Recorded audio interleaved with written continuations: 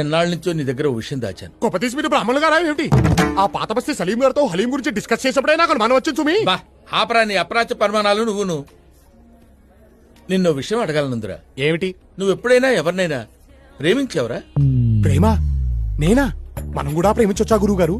ఏ మనం ఎందుకు ప్రేమించకూడదు? అంటే చరిత్ర చూసుకుంటే సలీము, అనార్కలి, రోమియో జూలియట్, లైలా మజ్ను ఎంతసేపు వాళ్లే ఉన్నారు గాని మన వాళ్ళు ప్రేమించినట్టు ఎక్కడా దాఖలాలు లేదే. చరిత్రదే ఉందిరా, చింపేస్తే చిరిగిపోతుంది. కానీ ప్రేమలా కాదురా. ప్రేమ ప్రేమ ప్రేమ అంటున్నారు. కొంపదీసి మీరేమైనా ఏమిటి సిగ్గుపడుతున్నారా? వీడు మొఖానికి సిగ్గు కూడాను. ఏమండోయ్, మీరు సిగ్గుపడ్డం మాని ఆ అమ్మాయి ఎవరో చెప్పండి. మన రాజమండ్రి గణపతి శాస్త్రి లేడు? లేడుగా. పోయిన పుష్కరాలకి మనిషిగా మునిగి శవంగా తేలాటగా. ఆ శవానికి పిండం పెడుతూనే వాళ్ళ పెద్దమ్మాయి శశికళకి బీటేశా. ఏమిటి మంత్రాలు చదువుతున్నా? నోరు మంత్రాలు చదువుతుంటే కళి ఎన్నాళ్ళ నుంచో నీ